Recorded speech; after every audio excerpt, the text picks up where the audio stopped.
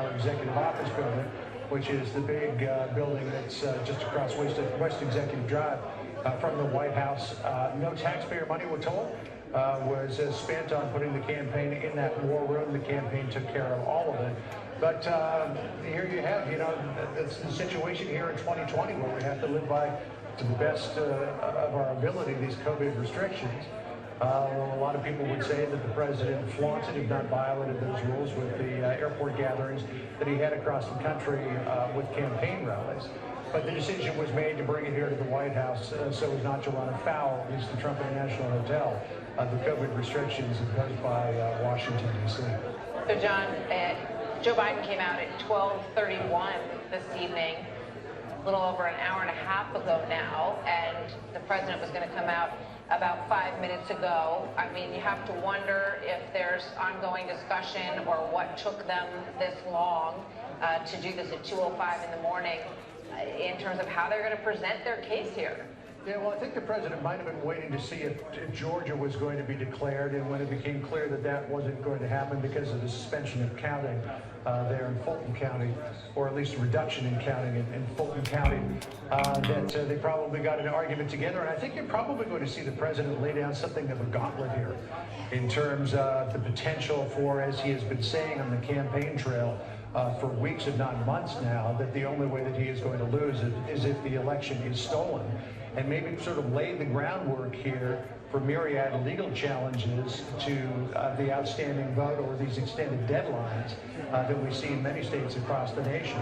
There was a thought earlier tonight that if the president looked like he had a sizable lead in places like Pennsylvania and North Carolina, that there wouldn't be any reason for a legal challenge. But as that vote begins to tighten, and we expect that it will tighten in Pennsylvania as well, as more results come in from the heavily Democratic areas around Philadelphia and Pittsburgh, that the likelihood or the probability of a legal challenge grows with every vote for Joe Biden that comes in, and every percentage point by which the vote difference begins to tighten.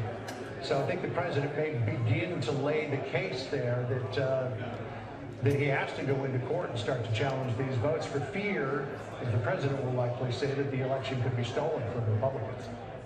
All right, John, stand by. Chris Wallace, what do you think the president's going to do? He obviously listened to the former vice president. Yeah, I think that both of them are setting the table for the possibility of legal challenges. And, it's going to be, it'll be interesting. It does seem somewhat reminiscent of 2000. The Democrat is saying count every vote, keep the vote going until every vote has been counted. And the Republican, in this case President Trump, is going to say that there's a way to do it, and that we're going to go to the court to protect our rights, and we are worried about tampering with the vote. It's somewhat different, however. Obviously, in Florida, we had a result in Florida, or close to a result, a disputed result.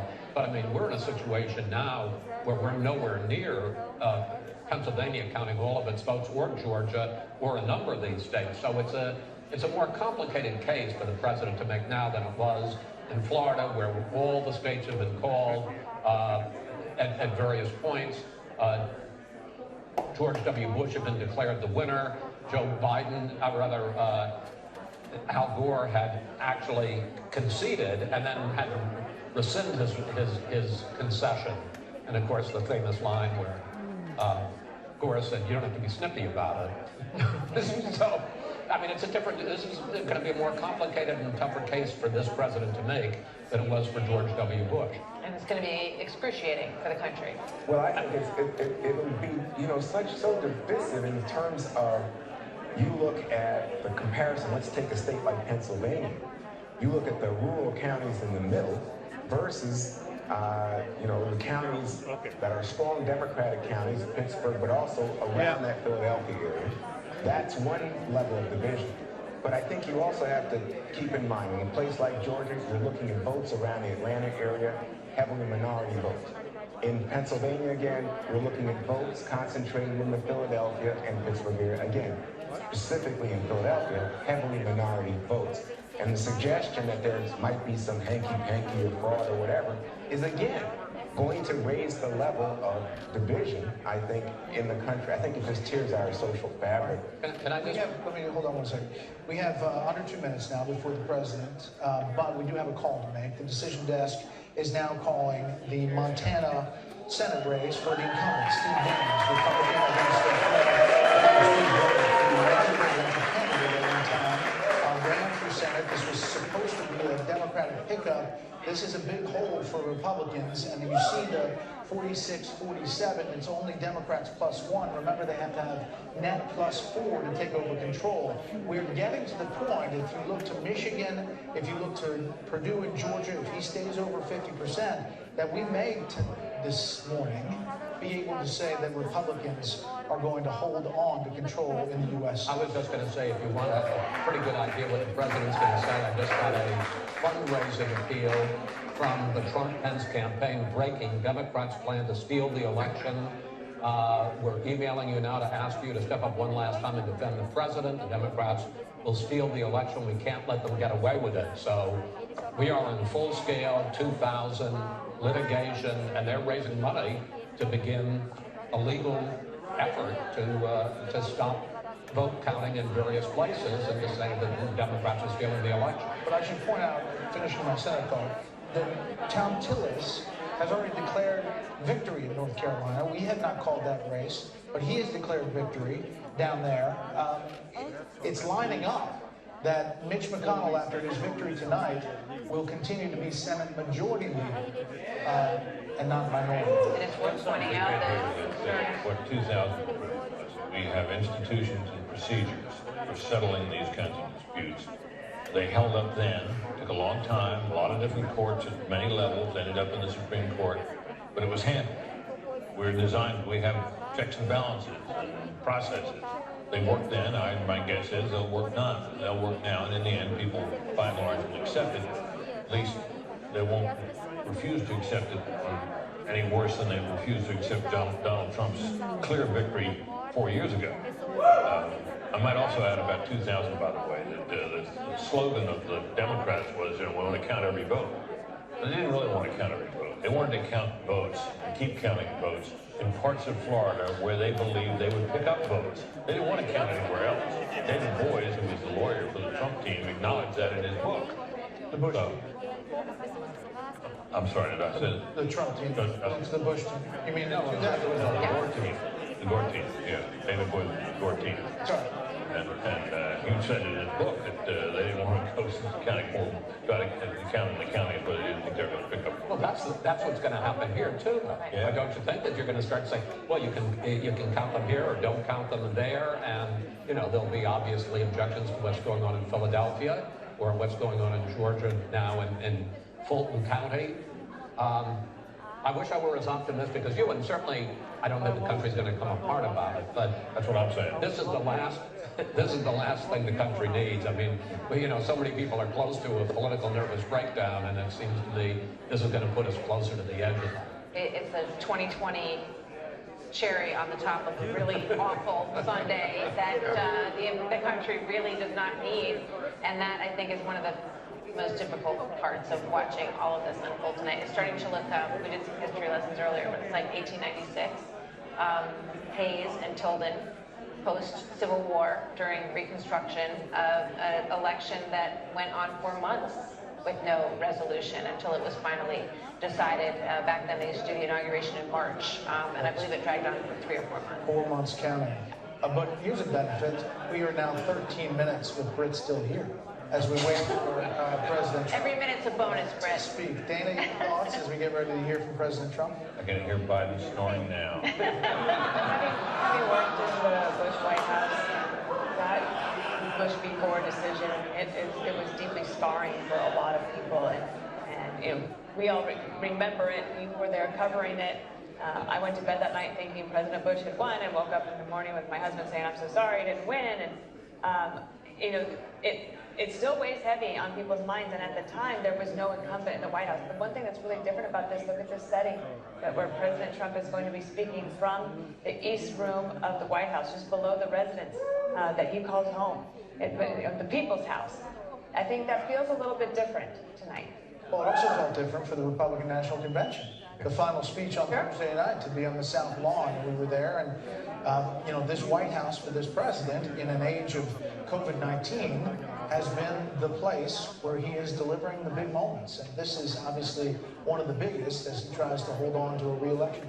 Yeah, he has been forced to do all of these events right at the White House, and it is his home and his residence, and he does gain the advantage of being able to have this amazing backdrop and very presidential environment for these big moments. Can I just say something? I mean, we need to make the point, and obviously there are concerns, but the idea that the vote isn't over on election day and that elections aren't decided, in 2000, it wasn't decided. In 2004, we went to bed and we didn't know whether Bush or Kerry was going to win. I remember as a youngster, Jack Kennedy and Richard Nixon in 1960. We didn't know until the morning that Kennedy had beaten Nixon. So the idea that we don't know by some witching hour on election night or the morning after who the president is not unusual and is no sign that there's anything funny going on. And, you know, perhaps when the vote is counted in all of these places, there are 6 major states that are still undecided. It may be that without Pennsylvania, one of these gentlemen is able to win and we're able to avoid this litigation. I hope so, but as you say, Martha, it's 2020. It took till 3:30 in the morning in 2016 for us to make that final call, to call for the 45th President of the United States. Juan, this moment, it's fraught with a lot of things, but really just getting it done in each one of these states is the deal that these state election offices have to deal with. Right, so earlier we were discussing this, and you know, the lawyers came in, and I think Bert Hume made the point. These decisions about how elections are conducted are set by the state legislatures. What we are seeing in the current atmosphere is state election offices make provisions to help people to vote in the midst of the virus, or possibly because it's a very difficult time in American life and people are sick. What we are seeing now, I think, is setting up again, to just come back to this, I think, a very difficult moment in terms of American life. But I just wanted to reiterate what Chris had said. It's not unusual that you have an election for president decided beyond the day of the election, and it's again a consequence of the fact that every state, you know, states' rights, 10th Amendment, is able to make their own rules for how the election is conducted within their boundaries. By the way, Martha, I was so impressed that you knew about Rutherford B. Hayes and Tilden, and while how that decision was decided, it basically Hold the shoulder shrug. pulling troops out of the South. That's how we got President Hayes. That's how we got President Hayes. Yeah. You know. And that's it. Awkward pause. Congratulations, President Hayes. Probably I also say we plan about 20 minutes and 2-minute warnings for the president. I imagine he has a way that he wants to say things, and the lawyers have a way that they want him to say things. So that's why you got the teleprompters there, because you don't want him to say something that is going to be used against him in court if this does go to any sort of a court situation. So you're saying this is not a freewheeling operation? This is not a rally. I would say that. Yeah, that's an interesting thought.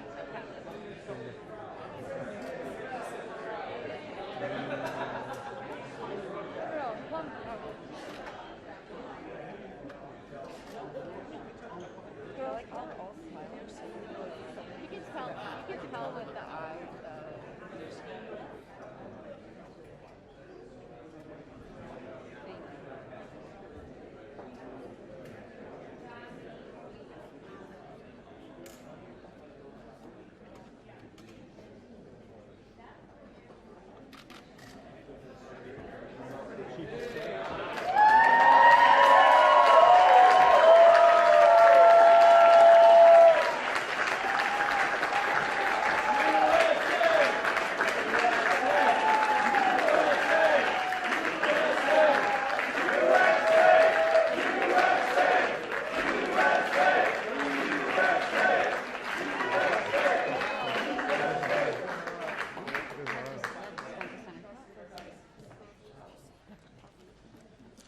Ladies and gentlemen, the President of the United States, Donald J. Trump.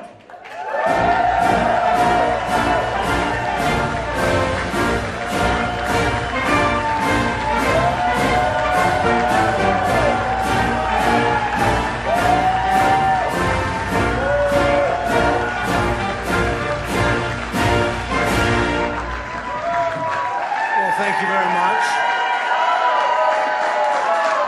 Thank you. Thank you very much. Please sit. Thank you. This is without question the latest news conference I've ever had. Thank you. I appreciate it very much. And I want to thank the American people for their tremendous support. Millions and millions of people voted for us tonight. And a very sad group of people is trying to disenfranchise that group of people.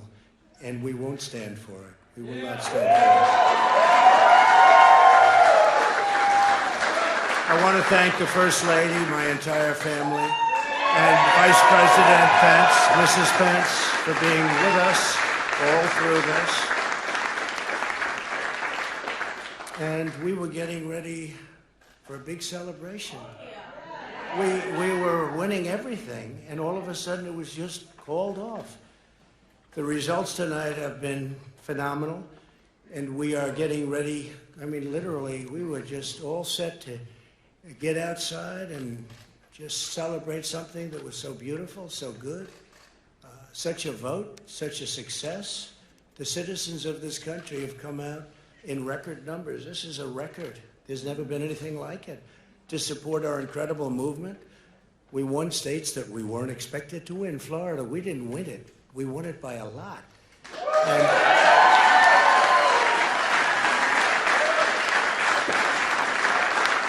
we won the great state of Ohio. We won Texas. We won Texas. We won Texas by 700,000 votes, and they don't even include it in the tabulations. It's also clear that we have won Georgia.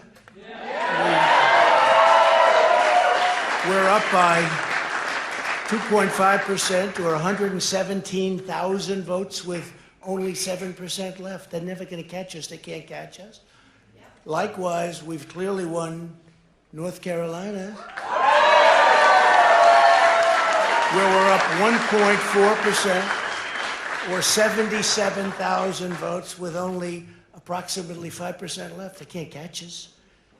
We also, if you look and you see, Arizona, we have a lot of life in that. And somebody declared that it was a victory for, and maybe it will be. I mean, that's possible. But certainly there were a lot of votes out there that we could get because we're now just coming into what they call Trump territory. I don't know what you call it, but these were friendly Trump voters. And that could be overturned. The gentleman that called it, I watched tonight, he said, well, we think it's fairly unlikely that he could catch. Well, fairly unlikely.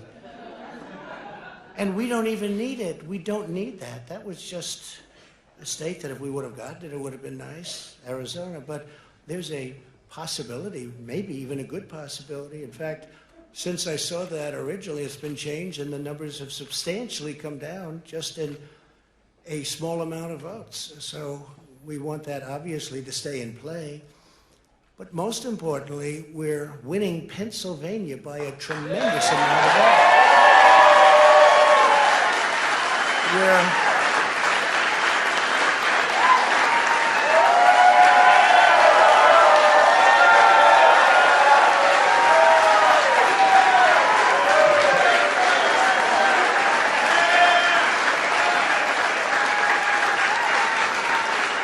We're up 600. Think of this. Think of this. Think of this.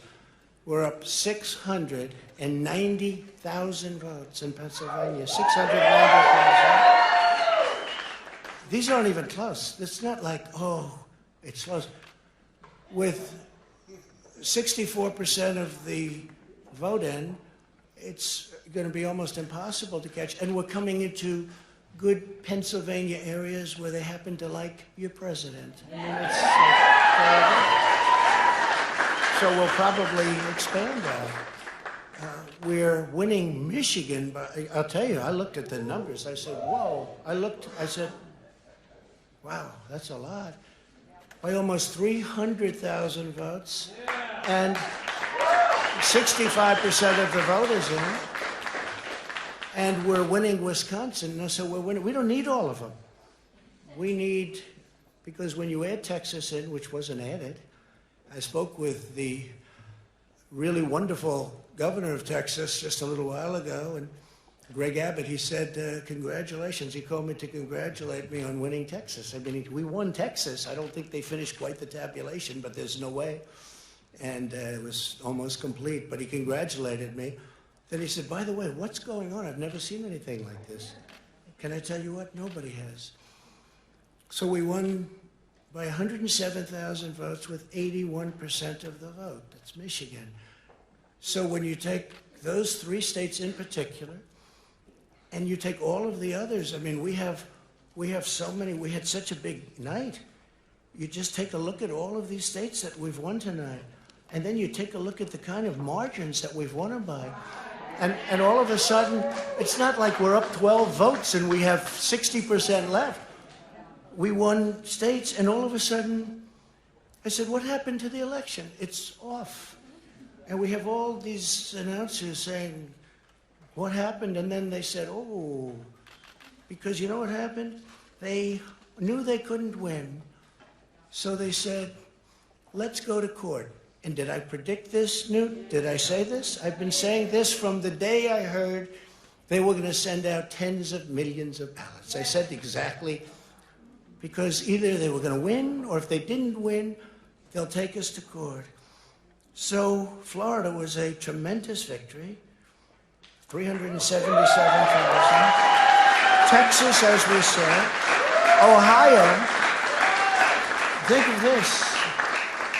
Ohio, a tremendous state, a big state. I love Ohio. We won by 8.1%, 461,000. Think of it. Almost 500,000 votes. North Carolina, big victory with North Carolina. And so we won there. We lead by 76,000 votes with almost nothing left. And all of a sudden, everything just stopped. This is a fraud on the American public. This is an embarrassment to our country. We were getting ready to win this election. Frankly, we did win this election. We did win this election. So our goal now is to ensure the integrity for the good of this nation. This is a very big moment. This is a major fraud in our nation. We want the law to be used in a proper manner. So we'll be going to the U.S. Supreme Court. We want all voting to stop. We don't want them to find any ballots at 4 o'clock in the morning and add them to the list, okay? It's a very sad moment. To me, this is a very sad moment, and we will win this, and we, as far as I'm concerned, we already have won. So I just want to thank you, and I want to thank all of our support. I want to thank all of the people that worked with us, and Mr. Vice President, say a few words, please. Please.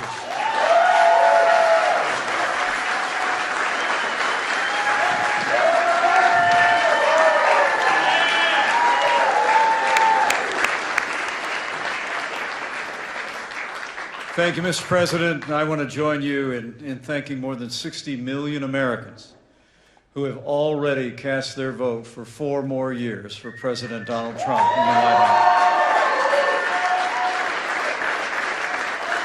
And while the votes continue to be counted, we're going to remain vigilant, as the President said. The right to vote has been at the center of our democracy since the founding of this nation, and we're going to protect the integrity of the vote. But I really believe with all of my heart, with the extraordinary margins, Mr. President, that you've inspired in the states that you just described, and the way that you launched this movement across the country to make America great again, I truly do believe, as you do, that we are on the road to victory and we will make America great again. Thank you, Mr. President.